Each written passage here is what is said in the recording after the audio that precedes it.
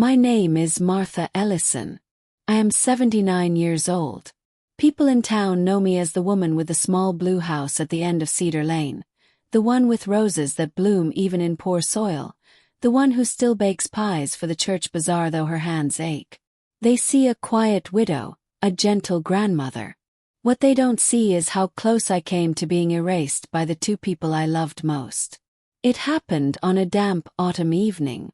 I was in my daughter's kitchen, ladling stew into bowls for dinner. The smell of thyme and carrots filled the room. My daughter, Janine, was setting the table while her husband, Curtis, leaned against the counter sipping from a glass of red wine. I caught their reflection in the window as I stirred. They weren't smiling. Their heads bent close together, whispers curling like smoke. Then I heard Curtis mutter, low but sharp, "She's too much trouble." The spoon slipped from my hand, clattering against the pot. I froze, hoping I had misheard. Janine's voice came next, quiet but clear. "I know. I can't handle her anymore. It's exhausting. Maybe it's time she steps aside." My chest tightened. Steps aside. I wasn't some broken chair blocking the hallway. Curtis didn't even lower his voice. "She's in the way, Janine. We need space for our life, not to babysit your mother. We've carried her long enough. Let's push her into a home or something. Somewhere she won't slow us down." I gripped the counter, my knuckles white. My daughter's face appeared in the reflection, lips pressed tight. And then the words that shattered me. "You're right," she whispered. "It would be easier if she wasn't here." Easier. I turned slowly, the room spinning around me. "Janine," I said, my voice breaking, "is that really how you feel?" Her eyes darted to Curtis, then back to me. She didn't deny it. She didn't even try. Curtis smirked, swirling his glass. "You heard her. You're just too much trouble." The stew bubbled behind me, the smell suddenly sour in my nose. My heart pounded as if it might break through my ribs. I stared at my daughter, my own flesh and blood, searching for the girl who once clutched my hand at night, who once swore she'd take care of me when I grew old. But that girl was gone. In her place stood a woman who saw me as nothing more than a burden. I set the ladle down, my hand shaking, and left the kitchen without another word.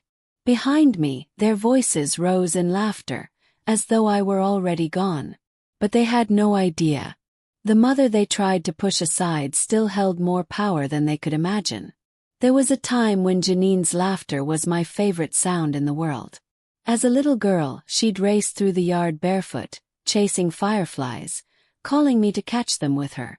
She'd fall asleep with grass in her hair, and I'd sit at the edge of her bed, brushing the strands from her face, whispering that she'd always be my bright light. After her father, Walter, died suddenly of a heart attack, it was just the two of us. I became both mother and father overnight, holding her hand through every storm. She used to say, "Don't worry, Mama. When I'm grown, I'll take care of you." I believed her. Course I did. But somewhere along the line, promises turned to smoke. It started when Curtis entered her life. The first time he came to dinner at the Blue House, he shook my hand with that salesman's grip, too firm, too practiced, and scanned the room like he was already weighing the value of my furniture. He complimented the stew I made, but followed it with, "This place must be a lot to keep up with on your own." His eyes lingered on the house like it was a property listing, not a home filled with decades of memories. Janine blushed at everything he said. That night, she looked at him the way she used to look at me when she wanted approval. It was a look that stung more than I cared to admit. They married quickly, and soon my quiet house became their second home. First I was happy. I watched the grandchildren while Janine built her career and Curtis charmed his way through business schemes. But as the years passed, the small kindnesses began to fade. The cracks came slowly. "Mom, you're moving too slow, let me do it."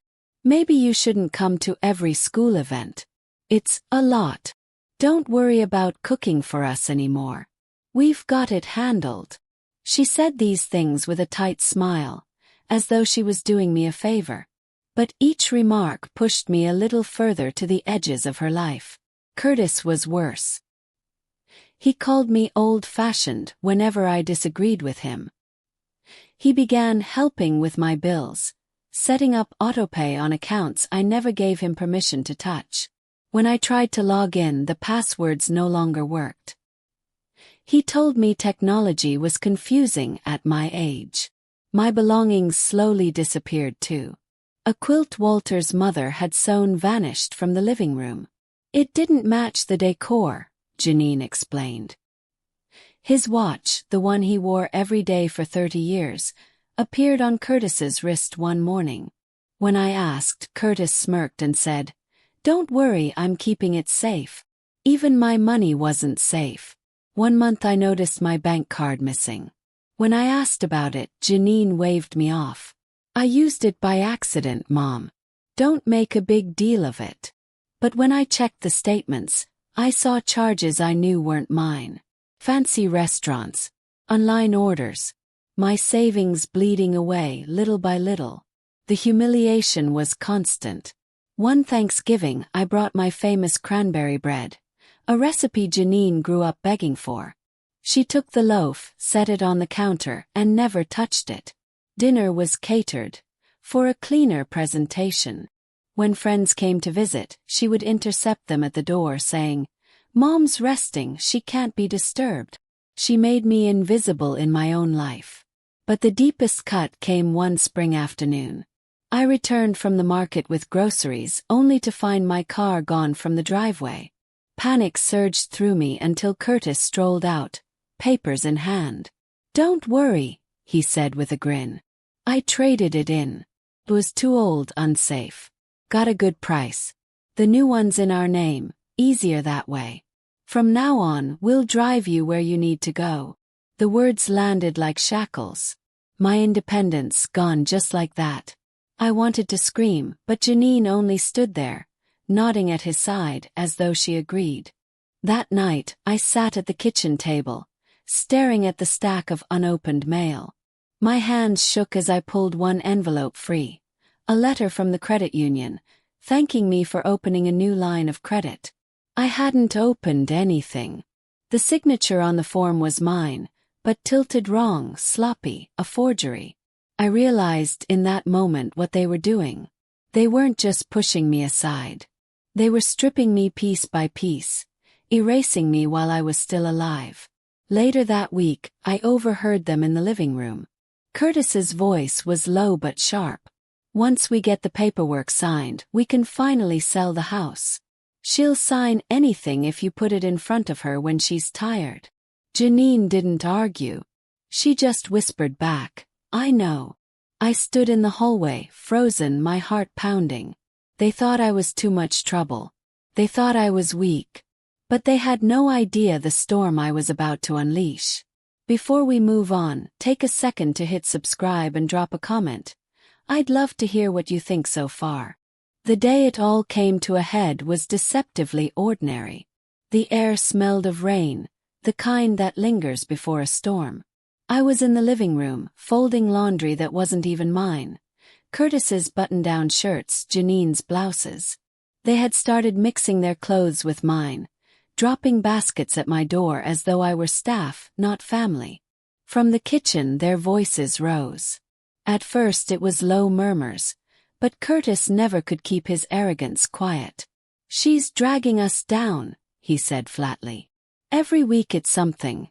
Bills, groceries, doctor visits. I'm sick of bleeding resources on her." I froze, my hands tightening on the fabric. Janine sighed. "Don't start again." "No, listen," Curtis pressed. "We can't grow while she's here. Every dime I put toward her could be reinvested in the studio. I'm done babysitting a 79-year-old. My breath caught. "Babysitting." Janine's voice dropped to a whisper, but I heard it anyway. "You're right." The words sliced through me sharper than any knife. My daughter. My only child. Agreeing. Curtis's tone turned smug, triumphant. Then it settled. We push her into assisted living. She won't argue, she'll sign whatever you put in front of her. Especially if you do it when she's tired. I staggered into the hallway, leaning heavily on my cane. Janine! My voice cracked. They both turned. Curtis smirked. Janine's face flushed, caught between guilt and defiance. Mom, she started carefully. This is for the best. You need more care than we can give. A home would be better for everyone. For everyone, I repeated, my throat dry. Or just for you. Curtis cut in, his words dripping with disdain. Face it, Martha. You are too much trouble. You can't keep up, you cost too much, and frankly, you're in the way.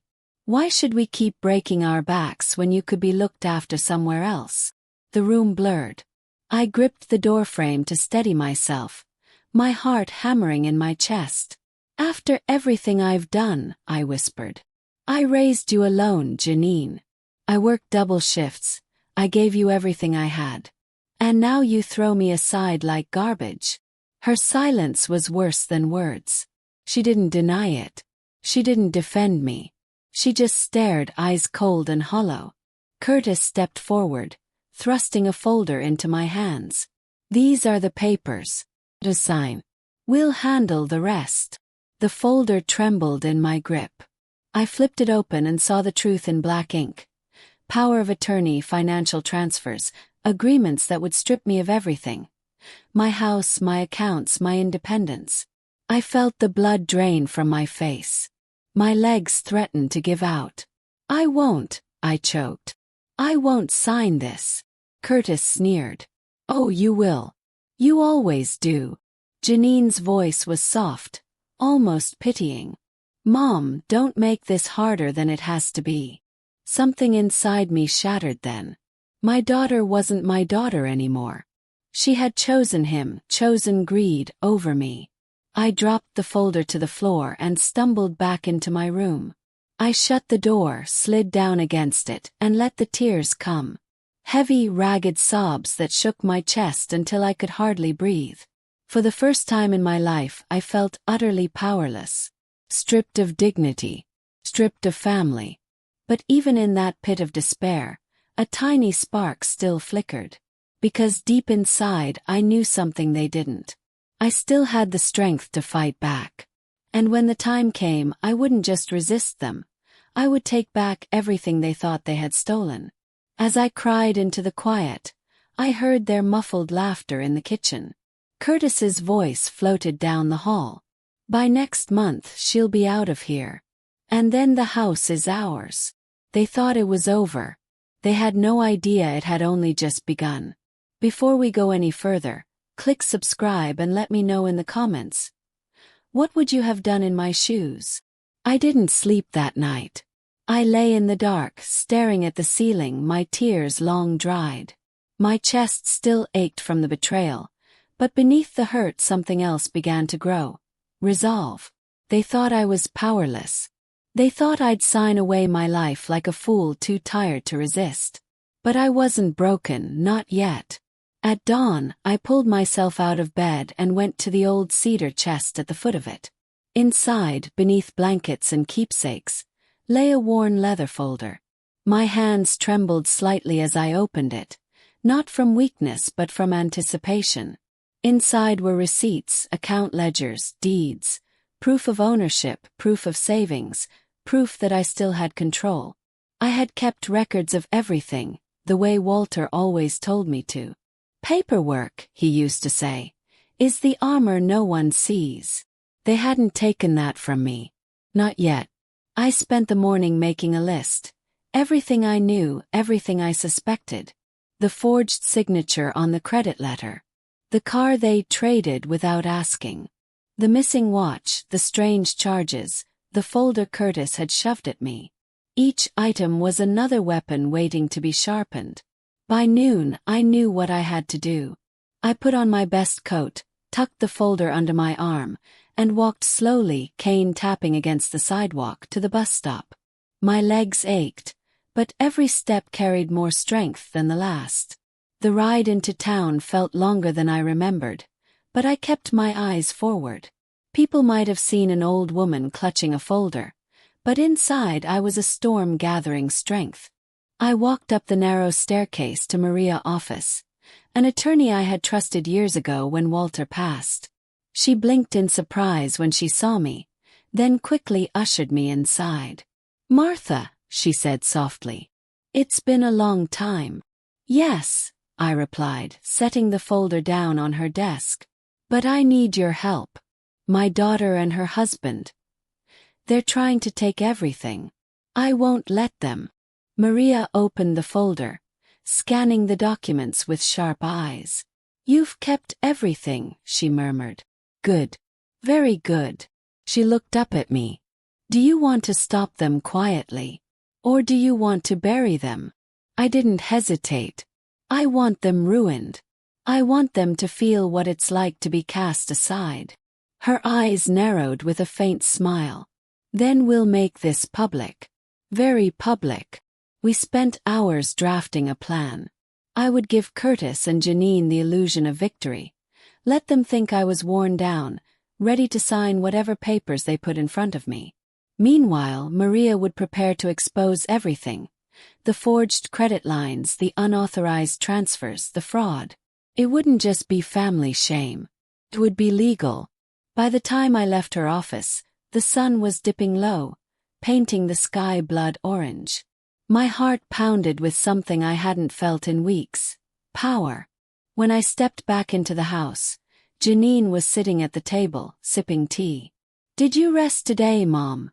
she asked, her voice coated with false concern. I smiled faintly, lowering myself into a chair across from her. "Yes, dear. I think I'll be ready to sign those papers tomorrow." Her eyes flickered with relief and greed. She had no idea the trap she was stepping into. That night, I lay in bed listening to their voices in the next room. Curtis laughed, saying, "By tomorrow the house is ours." Janine giggled, already picturing a life without me in it. I closed my eyes, the faintest smile on my lips. Tomorrow their world would collapse. Before we move on, take a second to hit subscribe and drop a comment. I'd love to hear what you think so far. The next morning, the air carried the weight of a storm. I sat at the table with my cane across my lap, hands folded, while Janine slid the folder of papers toward me. Curtis stood behind her, his smug grin already celebrating victory. "Just sign here, Mom," Janine said smoothly. "It's all routine. Once this is done, you'll be settled and cared for. No more worries." Her words sounded sweet, but her eyes betrayed her hunger. I picked up the pen, my hand trembling, not with fear but anticipation. I let it hover over the line just long enough for them to believe. Then I set it down gently. "No," I said. Curtis scoffed. "Don't be foolish, Martha. This is for the best." I looked him dead in the eye. "Foolish? No, Curtis. Foolish was thinking I wouldn't fight back." Before either of them could respond, a sharp knock came at the door. Curtis frowned, annoyed, but I called out, "Come in." The door opened, and in stepped Maria Camder, briefcase in hand, followed by two men in suits. Janine's smile faltered. Curtis's face drained of color. "What is this?" Janine demanded. Maria set her case on the table, her voice calm and precise. "This is a formal notice of investigation. We have evidence of financial fraud, forged signatures, and theft, all tied back to both of you." Curtis barked a laugh, but it cracked in his throat. "This is nonsense. We're family." Maria opened the folder, spreading out the documents I had saved. The forged credit line, the unauthorized transfers, even the broker's draft email Janine had left behind. Each page landed like a hammer. Janine's face crumpled. "Mom, how did you?" I leaned forward, my voice ice. "I may be old, but I'm not blind. Every receipt, every letter, every charge. I kept them all. While you were laughing about how easy it would be to push me aside, I was building the case to destroy you." Curtis lunged for the papers, but one of the suited men, an investigator Maria had called in, stepped between us. "These are evidence now," he said firmly. "And trust me, Mr. Ellison, this doesn't end well for you." The room fell silent except for the sound of Janine's shallow breathing. She looked at me with wide, desperate eyes. "Mom, please, we didn't mean." "Cut her off. Don't call me Mom. You stopped being my daughter the moment you agreed I was too much trouble." Tears welled in her eyes, but I felt no sympathy. I had cried enough for both of us. The investigators packed up the papers and left with Maria, their voices low and efficient. When the door closed behind them, Curtis cursed under his breath and stormed out, slamming the door so hard the windows rattled. Janine crumpled into the chair opposite me, sobbing. "What's going to happen to us?" I stood slowly, gripping my cane, and looked down at her. "That's no longer my concern. You wanted me gone from your life, Janine. Congratulations. You'll face the consequences without me." I left her there, drowning in her own mess. The fallout was swift and merciless. Word spread through town like wildfire. Curtis lost his job when the fraud investigation reached his company. Their studio shut down, debts piling higher than they could manage. Neighbors whispered, friends disappeared, and soon even their closest allies kept their distance. Meanwhile, I reclaimed my house, my accounts, my peace. I worked with Maria to secure everything in my name alone, this time locked behind safeguards they could never touch. I spent my mornings tending my roses, my afternoons reading in the sunlight. The blue house felt alive again, not with laughter but with peace. Sometimes when the wind carried voices from town, I thought of that night in the kitchen, Curtis calling me too much trouble, Janine agreeing. I smiled faintly, because in the end it was them who became too much trouble for each other. I didn't forgive. I didn't forget. I turned the tables, and I took back everything they stole. One evening, as I sat on the porch with tea, a letter arrived in the mail. No return address. My name written in careful script. Inside was just one sentence. "You may have beaten us, but this isn't over." I folded it slowly, set it beside my cup, and looked out at the garden. Because if they thought I was finished fighting, they hadn't learned a thing. They thought I was weak. They thought they could erase me. But in the end, it was their names on the investigation papers, their reputations in ruins, and my house, my life, safely back in my hands. I didn't forgive. I didn't forget. I made them choke on their own greed. For more stories of betrayal, revenge, and justice served cold, subscribe and hit the bell so you never miss the next one.